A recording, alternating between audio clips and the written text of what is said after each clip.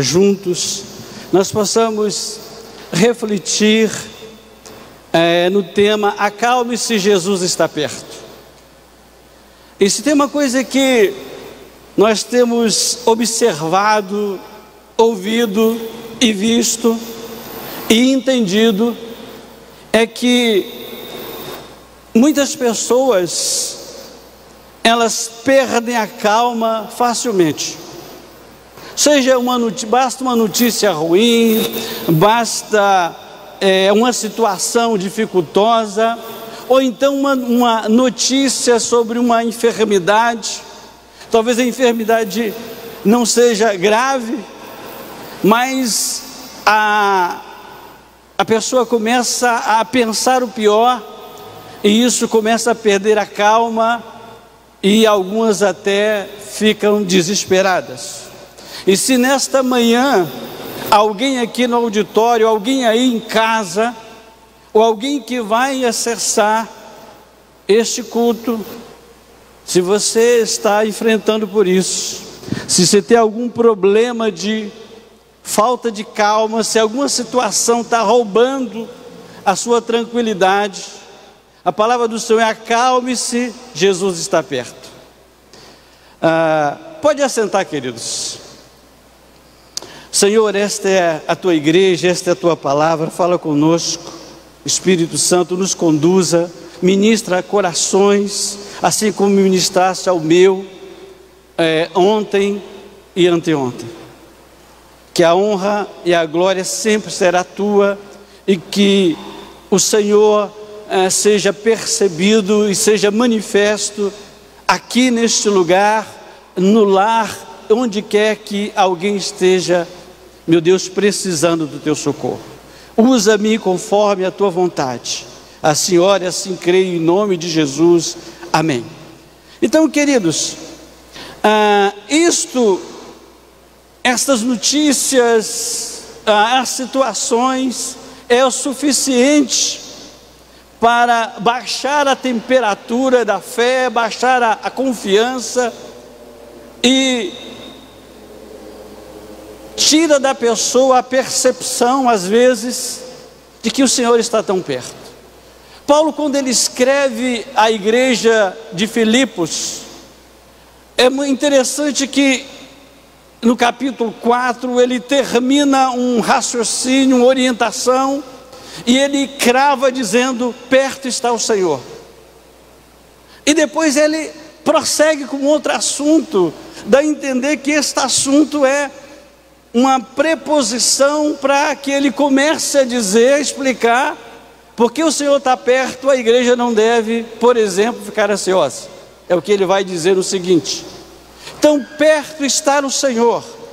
E nós temos algumas passagens nesta manhã, nós separamos, que o Espírito Santo nos levou a separar duas situações em vida de pessoas em momentos diferentes, e que por não perceberem, por não notarem que o Senhor estava perto, uma delas ficou muito preocupada e outros ficaram com medo.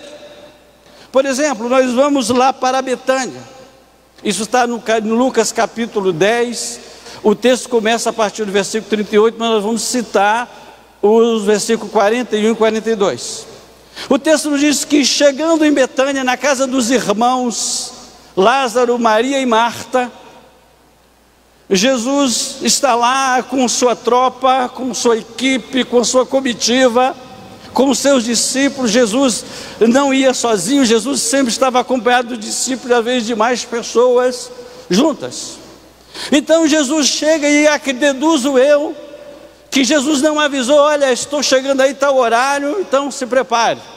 O que nos parece é que Jesus chegou assim, de maneira improvisada, ou não avisou. Isso gera na personagem chamada Marta uma aflição, uma preocupação excessiva. Ela fica tão preocupada com aquele momento, e como ela iria servir o seu amigo e os convidados do seu amigo, como ela ia se virar. Era muita gente para uma pessoa só. Mas o problema maior de Marta não era o tempo e nem muitas pessoas para uma pessoa só. foi que ela deixou que a situação gerasse nela uma preocupação excessiva, a tal ponto que ela ousou-se a questionar Jesus. Ela chama a atenção de Jesus. Eu imagino que Marta começa a observar a sua irmã lá sentada, tranquila, despreocupada, e Jesus, como sempre, ensinando. E ela chega para Jesus e diz: Senhor, não te importas que eu fique a servir sozinho, enquanto a minha irmã está aí, não fazendo aos teus pés? E a resposta de Jesus é: Marta, Marta, te preocupas com muitas coisas, uma só coisa é necessária. Queridos, então aquela jovem senhora, jovem moça, que provavelmente ela assumira a direção da casa, tudo indica que os seus pais já haviam falecido, e que ela era a dona da casa, ela era quem administrava, ela era quem servia. E isso, toda dona de casa se identifica muito com Marta, assim como a maioria dos filhos e das filhas se identifica com Maria, porque é muito comum, aliás, é natural de uma dona de casa, quando chega uma visita, preocupar-se em querer receber bem, tratar bem e oferecer alguma coisa dentro da sua disponibilidade. Mas não pode ser natural preocupar-se em demasia com essas coisas. Então, ela estava preocupada. Talvez haja pessoas como Marta, preocupada ou preocupado com coisas que ainda podem ser feitas. Talvez você esteja... O problema da preocupação, queridos, é que muitas vezes nós sofremos de antecipação com coisas que não vão acontecer. O problema é que às vezes nós ficamos aflitos com situações que não são tão difíceis quanto parecem ser. É o caso especialmente da Marta. E quando Jesus disse isso, parece-nos, que o texto não dá mais detalhe, que Marta se acalmou, que Marta entendeu que o mais importante não era o que ela tinha para oferecer a Jesus, mas para receber o que Jesus tinha para dar para elas, ouvir o que Jesus tinha a ensinar. E muitas vezes nós ficamos preocupados, meu Deus, em tarefas, em fazer isso e aquilo para agradar o Senhor. Isso não é errado, querer fazer e fazer. O problema é se isso toma todo o nosso tempo, se isso faz com que as atividades, os afazeres, seja mais importante do que para quem a gente faz. O que nós fazemos para o Senhor não pode ser mais importante do que o Senhor. E talvez pessoas, quando está chegando o final do mês, começam a dizer: meu Deus, o final do mês está chegando, o dinheiro está acabando, as contas, o dinheiro já acabou, as contas vão chegar, e o que eu vou fazer? De onde eu vou tirar? Como vai acontecer? E essas preocupações, elas começam a minar a nossa fé, elas começam a neutralizar a ação, o poder da fé na nossa vida, sem contar que às vezes a preocupação, ela começa a gerar uma outra atitude de incredulidade, de duvidar de que Deus vai entrar com providência.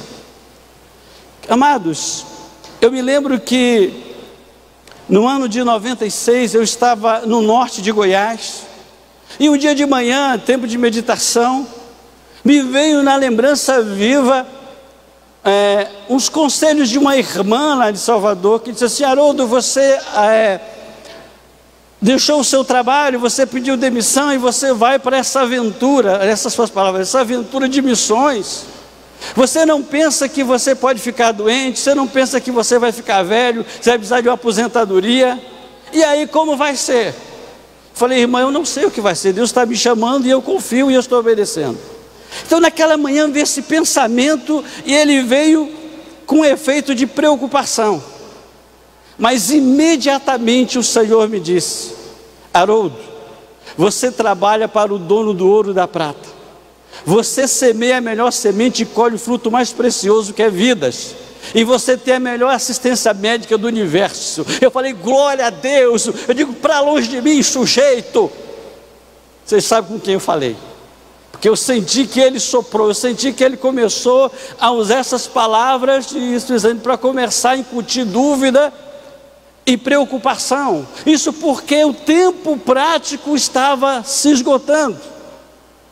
Então o que o Senhor falou para mim é: não te preocupe com isso, deixe que eu cuido disso, eu tenho cuidado de você.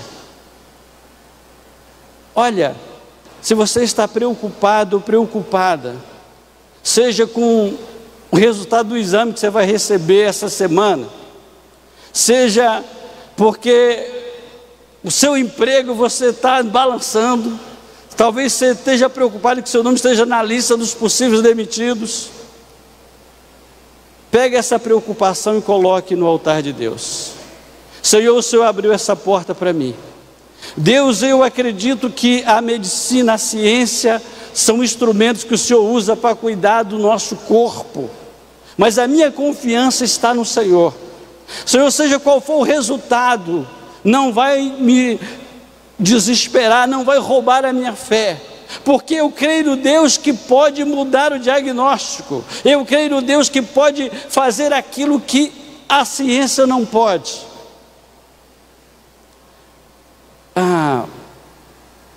Em segundo lugar,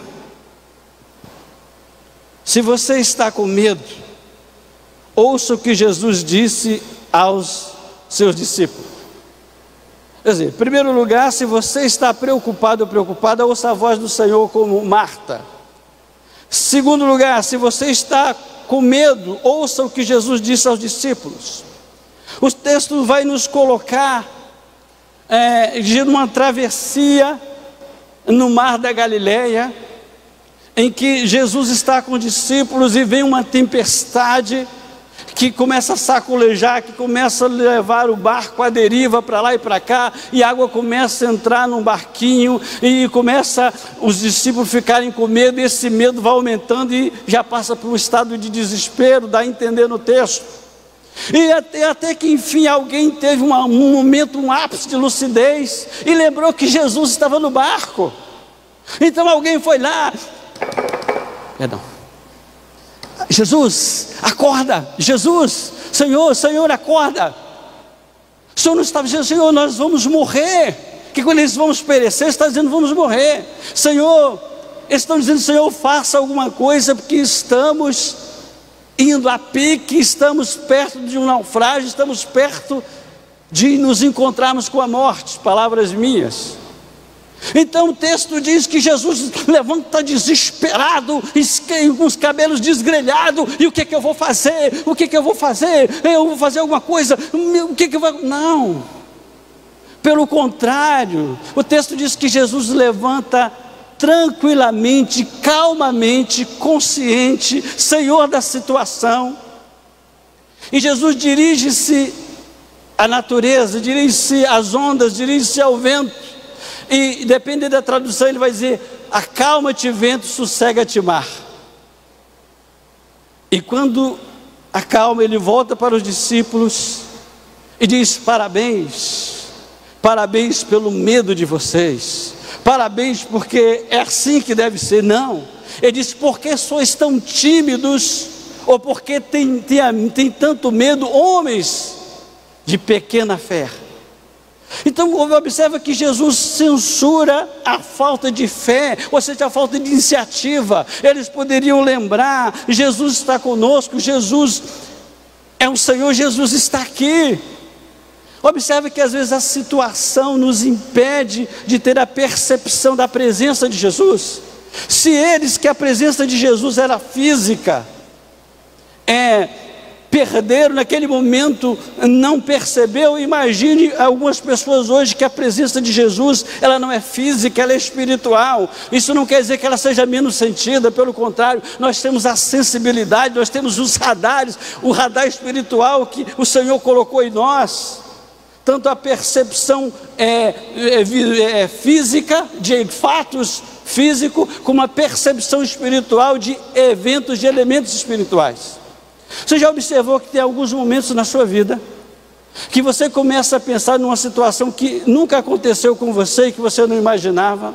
Você já pensou que tem alguns momentos na sua vida que você tem alguns sonhos e você não entende por que você sonhou? Às vezes Deus está te comunicando alguma coisa, você está tendo uma percepção. Então, queridos, não tenha medo, ouça o que Jesus diz. Então Jesus diz para eles: olha, por que são tão tímidos? Por que vocês não fizeram nada?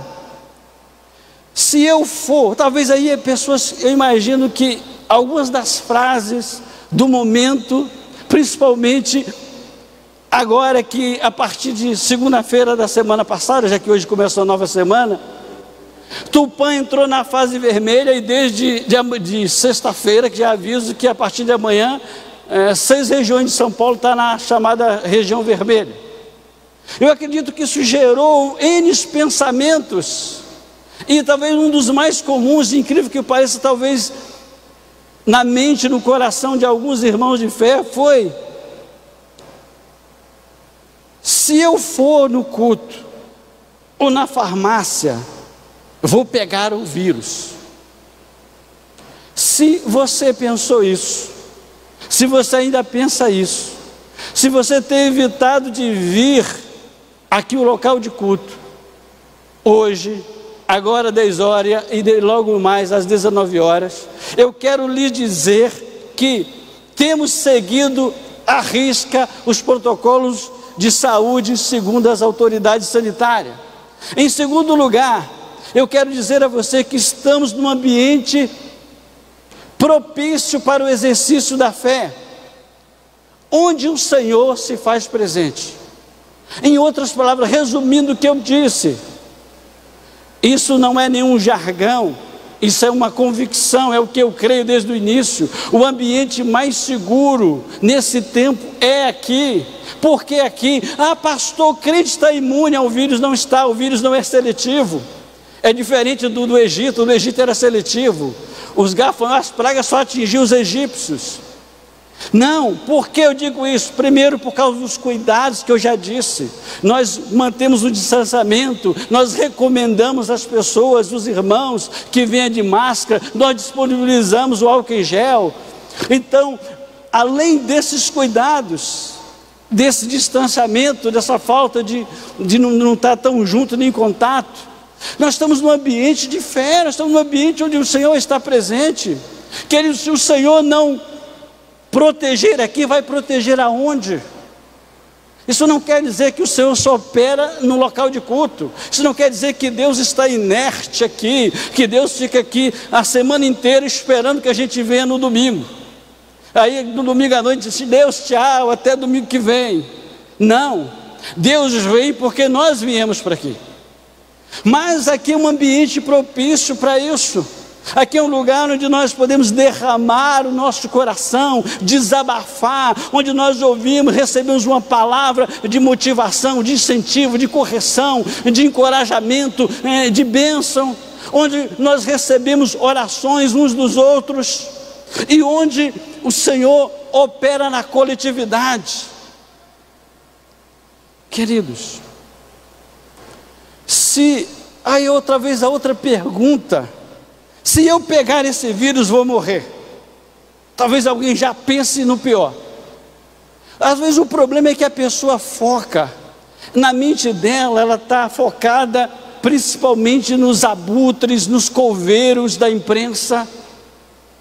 3 emissoras de televisão são as que mais atuam como coveira, como agoreira nessa época. Talvez aí isso comece a gerar na pessoa aquela sensação de medo e gerando pânico. E aí a pessoa começa a pensar isso. Por que em vez de focar nos que infelizmente já partiram e nada mais podemos fazer para trazê-los de volta, por que não focamos nos 7.747.000 recuperados, números redondos? Por que não focarmos se 7.747.000 recuperaram? Se acaso eu pegar, eu vou recuperar. Se isso não for o bastante, vamos colocar fatos nossos. Várias pessoas na nossa igreja foram contaminadas com o vírus, isso é fato. Infelizmente, uma partiu, e isso acontece. Talvez devido à idade, talvez tivesse alguma morbidade, enfim. Mas, de todas essas que pegaram o vírus, com exceção dessa pessoa que infelizmente partiu, uma ficou no estado grave por causa de outras patologias que existiam, mas mesmo assim Deus levantou do leito da UTI, depois de 30 e alguns dias internada, e as demais, nenhuma precisou de internamento, bastou isolamento, pelo menos até onde eu sei. Possa ser que alguém tenha precisado e eu ainda não sei.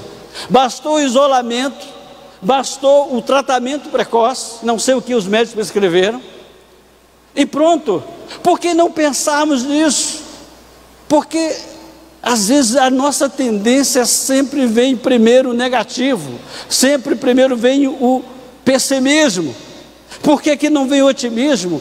Queridos, eu tenho a plena consciência que o fato de que muitos de nós, os que estão aqui, que talvez não pegaram ainda, e em nome de Jesus não vai pegar, sabe por quê? Porque o Senhor tem protegido. Porque há estudos que indicam que o lugar mais propício para a propagação, para a contaminação é no isolamento. Como eles explicam? Eles dizem o seguinte: imagine que uma família de 5 pessoas está dentro de uma casa, não sai de casa para esse lugar, não é exceto para algumas coisas essenciais. Uma dessas pessoas vai no mercado comprar alguma coisa. Você sabe que no mercado, quando você pega algum produto, pessoas já pegaram aquele produto. Tem pessoas que pegam o produto, olham para cá e não compram. Você pode contrair o vírus pegando um produto no mercado. E aí volta para casa com o vírus. Em casa ninguém fica de máscara. Por quê? Porque ninguém sabe. E essa pessoa potencialmente ela vai transmitir para todos da casa, com algumas raras exceções. Então, queridos, só o Senhor é quem nos protege. Então acalme-se. Acalme-se, não perca a sua calma, não entre em desespero, confie no Senhor, o Senhor está perto. É por isso que Paulo diz à igreja de Filipos: perto está o Senhor. É por isso que naquela situação lá em Betânia, o Senhor estava perto e deu um conselho, corrigiu Marta, que ela não devia estar preocupada em demasia. É por isso que naquela travessia turbulenta, naquela travessia ali com os discípulos, Jesus resolve o problema, mas também aponta para eles que eles deviam ter uma atitude diferente, ou seja, que eles não deviam deixar que o medo os vencesse. Queridos, coragem não é ausência de medo, coragem é avançar apesar do medo. Coragem é você não se deixar se deter por causa do medo. Eu estou com medo, eu estou, mas eu preciso continuar em frente, eu preciso confiar. A confiança em Deus não está apenas quando tudo está bem. A confiança em Deus está no momento em que mais ninguém pode fazer nada por você, talvez nem você mesmo, nem eu mesmo. Aí Deus vem e faz. Deus vem e faz. Temos coisas tremendas. Se for esse o seu caso, se você está preocupado ou preocupada com algum problema a resolver, preocupado porque algum conhecido, algum ente querido seu está enfermo ou enferma, se você está preocupado ou preocupada com o seu emprego, a preocupação é natural, mas o excessivo não é natural, Deus não opera nisso. Eu quero dizer para você o seguinte: se for essa a sua preocupação, ou o seu medo, confie no Senhor. Ouça a sua voz, ouça o que Ele tem para dizer. A Bíblia está cheia de não temas. Não tenha medo. Então acalme o seu coração, deixe o Senhor acalmar, permita que o Espírito Santo invade, o Espírito Santo tome o controle das ações, dos seus pensamentos, das suas emoções. Não se deixe guiar por elas, mas deixe que o Espírito Santo a guie.